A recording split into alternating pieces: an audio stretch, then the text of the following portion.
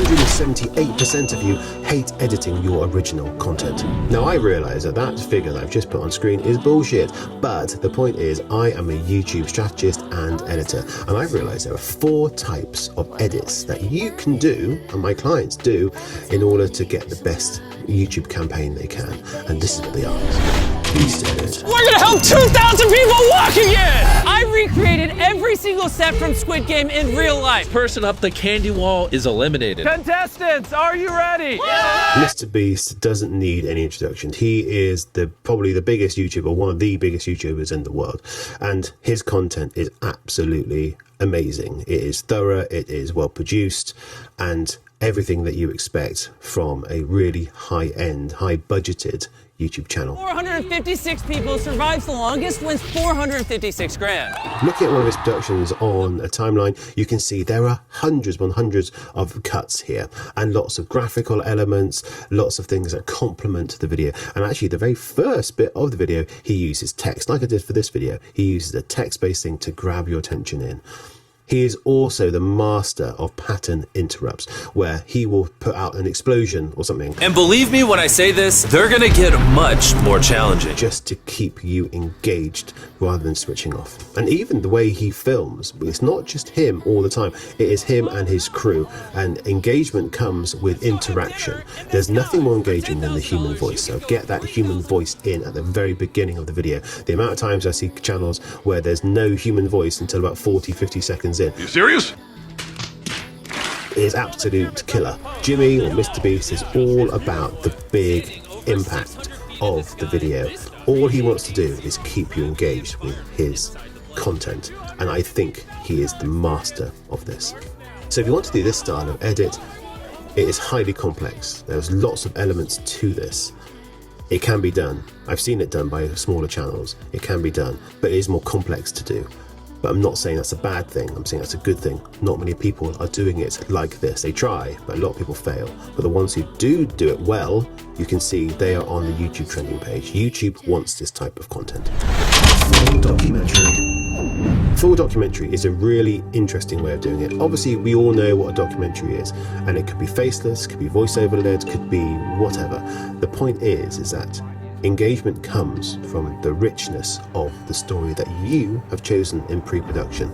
It's not necessarily all about the edit. It's a slower paced, and the timeline will be a lot less complex. Might be titles just to complement the footage, might be other things just to complement what it is being said.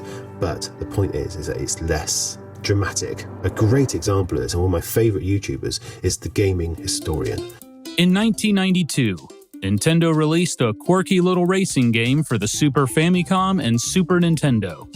They called it Super Mario Kart. He tells such rich stories, and his edits are very slow, and sometimes his videos can be 40 minutes, if not an hour sometimes. I think he's on a little break at the moment, but he has been putting out such amazing stories over the past, 10 years I think he's been going for, if not longer. He's been putting out such rich stories that the engagement is within those stories already. They're layered in from the pre-production. He doesn't do anything flash or fancy in the edit. He doesn't need to. His story is that good. The video game cartridge is an icon in video game history. But the console that introduced cartridges, the Fairchild Channel F, has become a mere footnote in video game history. He chooses the right topic. Definitely check him out. If you want to go down the documentary route, check him out. He's absolutely fantastic. The docu-vlog edit is probably the most popular style of video category on YouTube. I'm doing it right now. This is one of them, talking to the camera and having extra footage coming in to complement what it is I'm saying. This could either be with a full camera crew to do it, where they follow the presenter around, and that is a documentary vlog, is where they're talking directly down the camera and they are looking at certain things. Car reviews are very, I do that world, I'm in that world quite a bit. Johnny Smith's The Late Break Show is a brilliant example of really good filmmaking and editing and the richness of the story there in a vlog style. Actually, it crosses the border of vlog style and documentary, so yeah, it's perfect. A docu-vlog is absolutely perfect. But he's got a bit of a camera crew. Not on every shoot, but on some shoots he has a camera crew, which is brilliant. But the other one that I know is self-shooting is another one called Auto Shenanigans. Hello and welcome to Auto Shenanigans. How the devil are you? Have you had a good week? Auto Shenanigans is slightly quicker edit. It's the sense of humour that he's got is very British and it's very, very dry. Found at the top of hills or places with decent views. I say decent, have you seen the weather? And even if the weather was any good, Birmingham's just that way.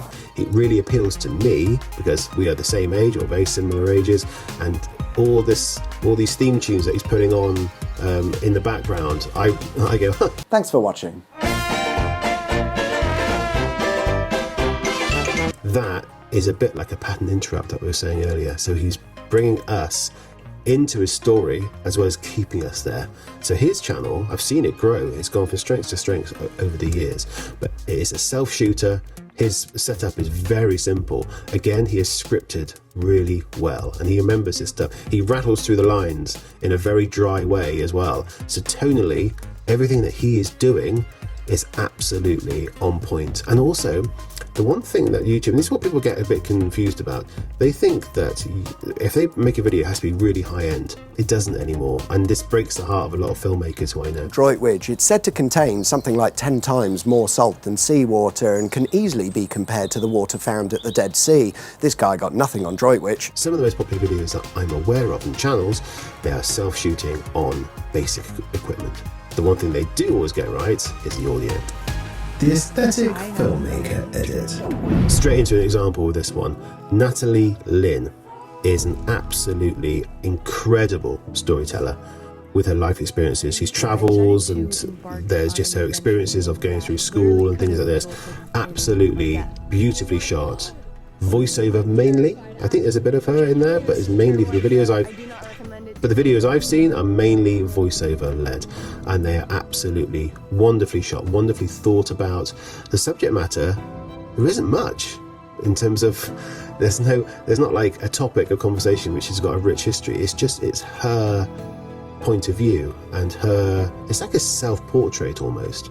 And sometimes she uses filmmaking aesthetic where there's a 4:3 aspect ratio rather than the 16:9, and the filters and the LUTs and the grading that she does is quite old school. She's only just upgraded to a really decent camera, but she's done most of the engagement she's got is from footage where she shot with a basic setup. So it's absolutely unbelievable. If she doesn't go into proper filmmaking, I'll be shocked. She deserves to. She is absolutely wonderful. Again, go check her out. She's incredible. For her age as well. It's these talented kids, man, make me so cross, but in a good way. It's funny, I tell my clients there are 4 different styles of edits, and they nearly all go to docu-vlog style, and with just cause. It is the most popular style on YouTube. But I think they do it because they think it's going to be easier to edit. And that's fine if that is a motivation, but what you've got to think about is your demographic. The demographic that I see with the analytics really will show what it is. In my clients' analytics will dictate the edit pace and tone. But it's all about engagement. If you get the right engagement, that's all that matters. What is he doing?